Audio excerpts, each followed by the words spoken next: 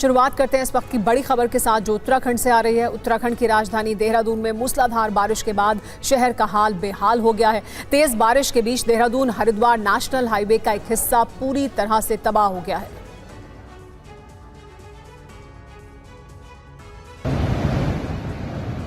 उत्तराखंड के अलग अलग हिस्सों में रात भर हुई भारी बारिश की वजह से सड़कें, मकान और दुकानें क्षतिग्रस्त हो चुकी हैं। आज सुबह इस पुल का एक हिस्सा टूटकर बह गया। देहरादून हरिद्वार नेशनल हाईवे पर स्थित इस पुल का हिस्सा टूटकर बहा है। घटना फन वैली और उत्तराखंड डेंटल कॉलेज के पास हुई, जिससे यातायात प्रभावित हुआ है। वहीं यातायात की बहाली के लिए तमाम तरह की कोशिशें की जा रही हैं। देखिए कैसे इस जेसीबी की मदद से पुल के नीचे फंसे गाद और कचरे को बाहर निकाला जा रहा है, ताकि पानी का बहाव तेज हो सके। बेस बनाना था ना, वो सही ढंग से बनाया इन्होंने।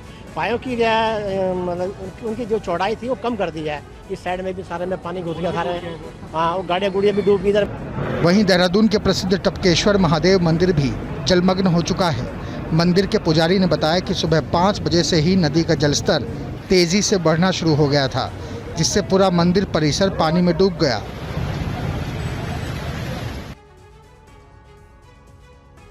और देहरादून के सहस्त्रधारा इलाके में बादल फटने के बाद कई लोगों के घर सैलाब में समा गए।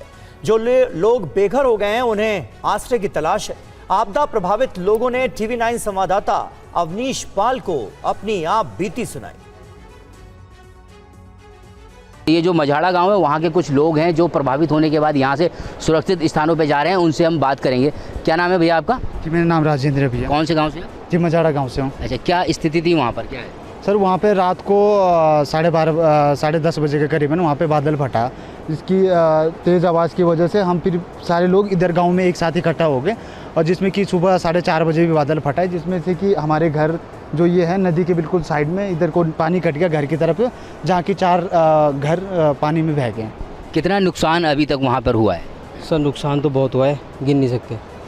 इतना हुआ है कि पुल घर हमारे सबसे फ्रंट में हमारे 3-4 घर थे, तो एक हमारा, एक ताऊ जी का, एक नाना जी और का है, वो सब चले गए। जगह जो काली गार्ड है जहाँ पर लोग फंसे हुए हैं, वहाँ कैसे हालात है? आखिर क्यों वहाँ पर टीमें नहीं पहुँच पा रही? पहली बात तो ये है कि वहाँ रास्ता ही नहीं है, टीमें जाएंगी कैसे? नदी आ रहा बहुत तेज़, नदी बहुत तेज़ आ रहा है, और जस्ट ये सामने पे ही हमारे गाँव के 3 लड़के मरे हुए, वो उसमें मले हुए दब गए। उत्तराखंड में बारिश कहर बनकर बरस रही है। देहरादून के सहस्त्रधारा में सोमवार रात बादल फटने की घटना सामने आई है। देहरादून के सहस्त्रधारा के कालीगाड़ इलाके में हालात काफी नाजुक बने हुए हैं। बादल फटने की वजह से लोगों में दहशत है। काफी संख्या में फंसे लोगों को निकाल लिया गया है, लेकिन अभी भी करीब 25 की संख्या में लोग फंसे हुए हैं, जिन्हें सुरक्षित बाहर निकालने की कवायद की जा रही है। एसडीआरएफ की टीम भी मौके पर पहुंच गई है। एसडीआरएफ नदी में जलस्तर कम होने का इंतजार कर रही है, जबकि आपदा प्रभावित इलाके का निरीक्षण करने पहुंचे कैबिनेट मंत्री गणेश जोशी ने टीवी 9 भारतवर्ष से बात करते हुए बताया कि सभी को सुरक्षित बाहर निकालना उनकी पहली प्राथमिकता है। मसूरी के कालीगाड़, मझाड़ा, गट्टीकौला, मकड़ेती, काठबंगला आदि क्षेत्रों में भारी वर्षा से बहुत नुकसान हुआ है। मेरी जानकारी के अनुसार जो मुझे जानकारी दी गई है, 9 कैजुअल्टी हुई हैं। 100 से अधिक लोगों को हमने वहाँ से निकाल कर स्कूलों में और होटल में रखा है। उनकी रहने खाने की भोजन की व्यवस्था हम कर रहे हैं, और जो 25 लोग कालीगाड़ में फंसे हैं उनको निकालना हमारी प्राथमिकता है, क्योंकि वो मकान इस लायक नहीं है कि वहाँ पर लोग रह सकें। और देहरादून के सहस्त्रधारा में अब भी सैलाब की धार डरा देने वाली है। कई परिवार सुरक्षित ठिकानों की तलाश में गांव घर छोड़कर निकल पड़े हैं। सहस्त्रधारा के पुल से हमारे संवाददाता अवनीश पाल की एक ग्राउंड रिपोर्ट आपको दिखाते हैं।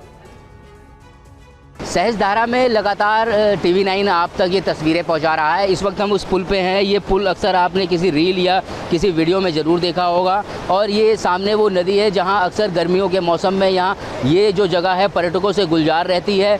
लेकिन जो कल रात को जो कालीगाड़ में जो बादल फटा है, उसके बाद का जो यहाँ मंजर है, ये खौफनाक मंजर है। और आप देख सकते हैं कि जो नदी के किनारे जितने ये होटल और रेस्टोरेंट बने हुए थे, ये पूरी तरीके से इस बरसाती पानी में ज़मींदोज़ हो चुके हैं। वो सामने आप देख सकते हैं जिस होटल की जो तस्वीरें जो वायरल हो रही थी, वही वो सामने वो होटल है जो पूरी तरीके से बरसाती पानी में ज़मींदोज़ हो चुका है। उसके आगे भी तमाम ऐसे होटल रेस्टोरेंट हैं जो इस नदी की चपेट में आने से पूरी तरीके से प्रभावित हुए हैं।